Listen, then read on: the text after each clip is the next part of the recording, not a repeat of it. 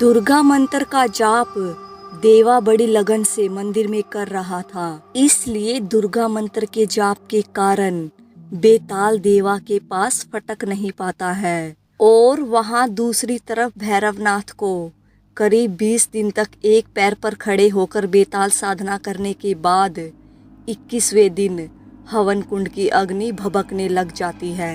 उसमें से ऊंची ऊंची लपटें उठने लग जाती है।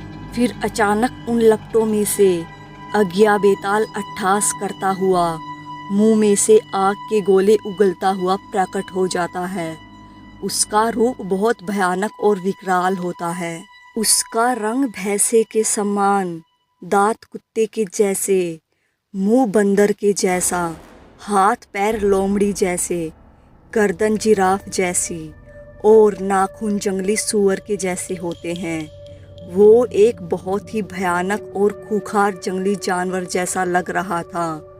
उसकी जीभ जहरीले सांप जैसे लपलपा रही थी और उसके मुख से आग की लपटें निकल रही थी, जिसे देखकर बड़े बड़े सूरमाओं का मूत्र निकल जाए और वो डर के मारे भाग जाए। वो ऐसा भयानक महाबेताल था, लेकिन भैरवनाथ उसे देखकर तनिक भी नहीं डरता है, क्योंकि भैरवनाथ को पता था कि अगर वो उसके इस भयानक रूप को देखकर तनिक भी डरा तो वो बेताल उसे ही निगल जाएगा। इसलिए भैरवनाथ अपने डर को काबू में करके मुस्कुराकर उसका स्वागत करता है और तामसिक और सात्विक दोनों तरह के भोग उसके सामने रख देता है। वो बेताल पल भर में ही तामसिक और सात्विक दोनों प्रकार के भोग चट कर जाता है और भैरवनाथ के सामने अपने दोनों लंबे लंबे हाथ बांधकर खड़ा हो जाता है और कहता है, हुकुम मेरे आका, मैं आपकी क्या मदद कर सकता हूँ। तब भैरवनाथ उससे एक वर मांगता है कि मैं जब भी बेताल मंत्र का जाप करूं, तुम्हें मेरे सामने आना होगा और मेरे द्वारा बोले गए सारे काम करने होंगे ईमानदारी के साथ।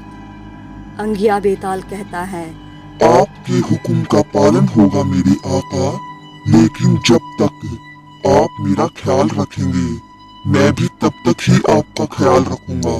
फिर भैरवनाथ कहता है, तुम उसकी चिंता मत करो, मैं तुम्हारे भोग का हमेशा ख्याल रखूंगा और भोग का उचित प्रबंध करूंगा हमेशा।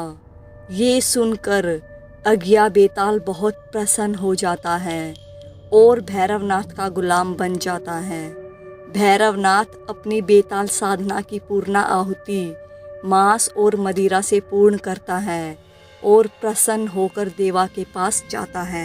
उधर देवा भी 1000 माला दुर्गा मंत्र का जाप पूरा कर चुका था, इसलिए भैरवनाथ उससे भी पूरी विधि विधान के साथ हवन करवाता है और उसकी पूजा संपन्न करवाता है। कोई भी अगर 1000 दुर्गा मंत्रों की माला जाप पूरी कर लेता है तो माँ दुर्गा उसकी हर प्रकार से रक्षा करती है, उसकी हर बला को टालती है।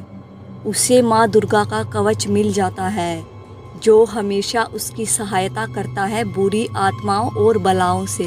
अब भैरवनाथ मन ही मन सोचता है कि आखिर ये लड़का मुझे इस तंत्र मंत्र की दुनिया में घसीट ही लाया अपनी जिद से। भैरवनाथ देवा को अब तंत्र मंत्र का ज्ञान देने लग जाता है और उससे कई छोटी मोटी साधनाएं करवाने लग जाता है।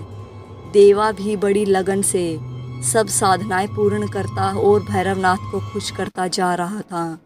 अब देवा के पास बहुत सारे छोटे मोटे कवच आ गए थे। ये कवच उसकी हर जगह रक्षा करते थे। एक दिन रात में देवा को सपना आता है कि उसे एक अत्यंत सुंदर स्त्री से प्यार हो गया है। उस स्त्री का नाम कुमुंदनी था। कुमुंदनी जितनी कोमल होती है उतनी ही चतुर भी होती है। कुमुंदनी को सफ़ेद घोड़े बहुत पसंद होते हैं। एक दिन वो देवा से कहती है, तुम मुझे एक सफ़ेद घोड़े की बग्गी ला कर दो जिसमें बैठकर मैं तुमसे मिलने आया करूँगी। देवा उससे कहता है, मैं सफ़ेद घोड़े की बग्गी तुम्हारे लिए कहाँ से लेकर आऊँ? मैं ठहरा बेरोजगार बंदा। लेकिन कुमुंदनी जिद पर अड़ जाती है। मुझे तो सफेद घोड़े की बग्गी ही चाहिए, चाहे कहीं से भी लेकर आओ, मुझे कुछ नहीं पता है। जैसे तैसे देवा जंगल से 4 घोड़े पकड़ लाता है और हाथ से ही एक बग्गी बनाकर उन घोड़ों में जोत देता है और हाथ से बनाई सफेद घोड़े की बग्गी ले जाकर कुमुदनी को दे देता है। सफेद घोड़े की बग्गी देखकर कुमुदनी बहुत खुश होती है और उसमें बैठकर खूब इधर उधर घूमती है। अब वो देवा से मिलने भी उसी बग्गी में बैठकर जाती है।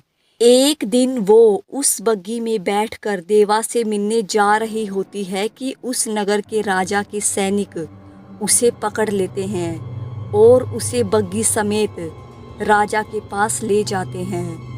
राजा उसे तथा उसकी बग्गी देखकर मंत्रमुग्ध हो जाता है और उससे पूछता है, ये इतनी सुंदर सफेद घोड़े की बग्गी तुम कहाँ से लेकर आई हो?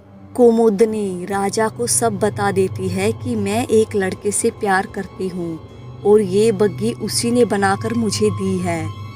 राजा देवा को बुलाता है और उसे फांसी चढ़ाने का आदेश दे देता है। देवा चिल्लाता रह जाता है कि मुझे किस अपराध के लिए फांसी पर चढ़ाया जा रहा है, लेकिन राजा क्या कोई भी सैनिक उसकी बात नहीं सुनता है। फांसी वाले दिन देवा से उसकी आखिरी इच्छा पूछी जाती है तो वो कहता है कि कुमुदनी और उस सफ़ेद घोड़ों की बग्गी को देखना चाहता है। उसकी आखिरी इच्छा पूरी करने के लिए कुमुदनी और उस सफ़ेद घोड़े की बग्गी को उसके सामने लाया जाता है तो कुमुदनी उसके कान में कहती है कि मैं कुमुदनी नहीं यक्षिनी हूँ, यक्षिनी। देवा चौंक कर कहता है, यक्षिनी? ये यक्षिनी नाम कब रख लिया तुमने? इतने में कुमुदनी बनी यक्षिनी उसे उस घोड़ों की बग्गी में खींच लेती है और उसे आलिंगन बंद कर हवा में बग्गी को लहराती हुई वहाँ से बाहर निकल जाती है। सब देखते रह जाते हैं, कोई उस बग्गी को पकड़ नहीं पाता है। इतने में देवा की नींद खुल जाती है और उसे बहुत सुखद एहसास होता है। वो मन ही मन सोचता है, आज एक मुद्दत बाद ऐसा सुंदर सपना मैंने देखा है। फिर वो सोचने लग जाता है, वो कुमुदनी यक्षिनी कैसे बन गई थी? ये यक्षिनी कौन होती है? मुझे ऐसा सपना क्यों आया था? इस कहानी में आगे क्या होने वाला है? कौन थी कुमुदनी और वो यक्षिनी कैसे बन गई थी?